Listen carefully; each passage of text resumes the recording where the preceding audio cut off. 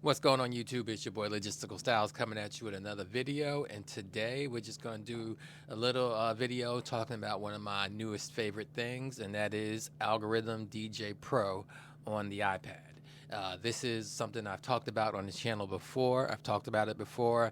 I've showed you how I've had it set up, how I use it to, or how I manage my music to be able to use it to DJ with on this app.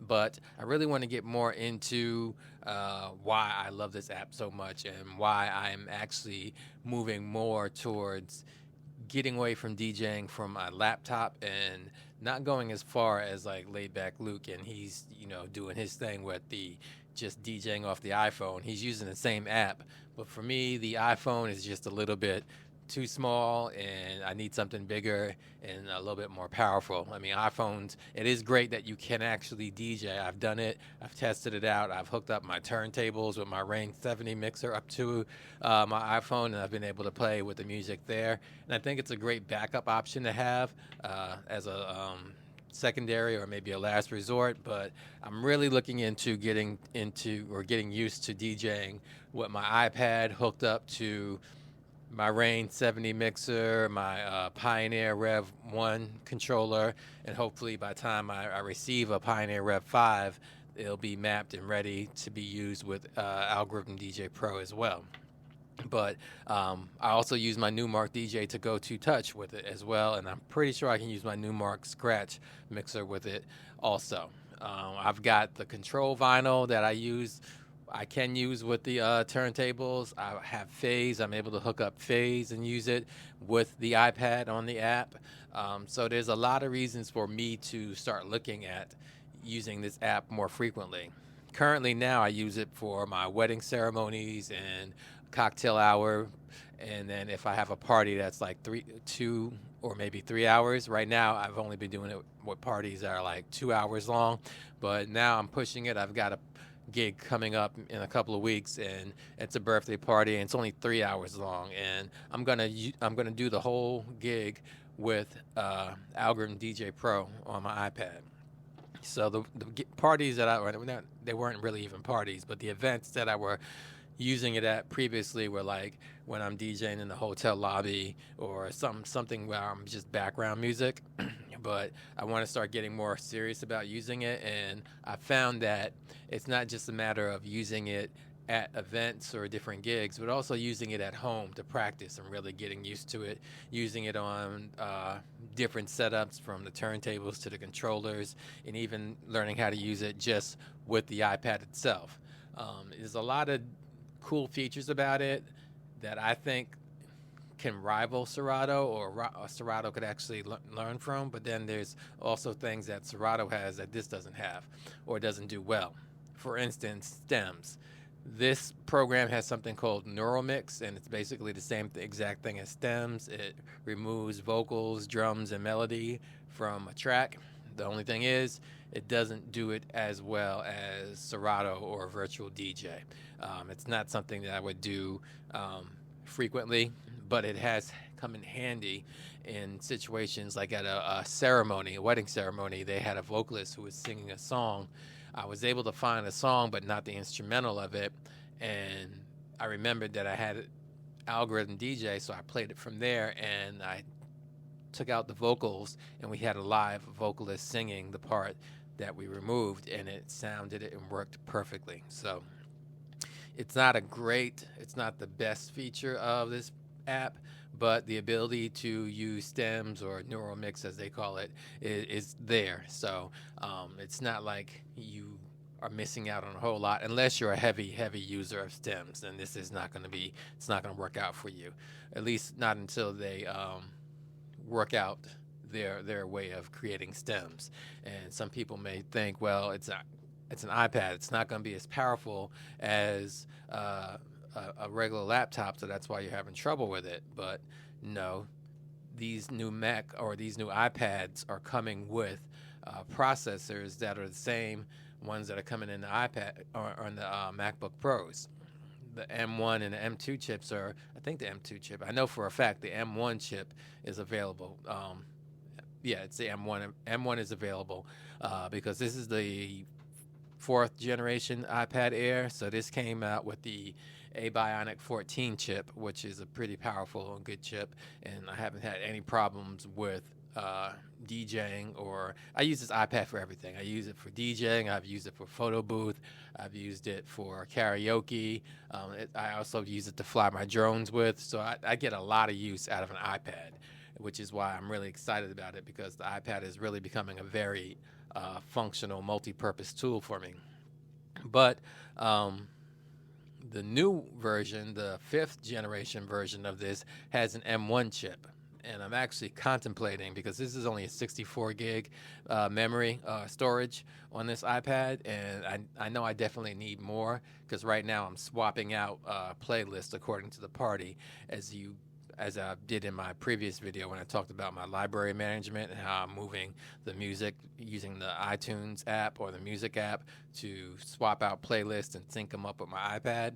Well, if I move up to the next higher up storage capacity on the fifth generation iPad Air, that is 256 gigs, and that is more than enough for me to have a good chunk of my music library on my iPad with me at all times. So I'm really going to be looking at doing that upgrade. I can trade this in and get about $250 credit on a $700 iPad. So I think it'll be worth it for me to maybe to do that upgrade if I'm going to be getting that extra storage, and I'm going to be getting M1 chip. And I think as these iPads start coming out with the same chips that are on the laptops, they'll start to be able to, as long as the app developers are able to code it, they'll be able to rival what you're getting on a laptop. And I think it's a little bit more economical. Now, if you want to go all out, and there are some accessories that do increase the cost of DJing with an iPad, and some things I take for granted is the fact that I have the Magic Keyboard. The Magic Keyboard is really dope. It's very useful, but it's also pretty expensive.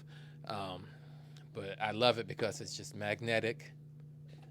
It clips right on. It has a fully functional keyboard that has backlight and a trackpad on it, and it folds down and it's easy to transport.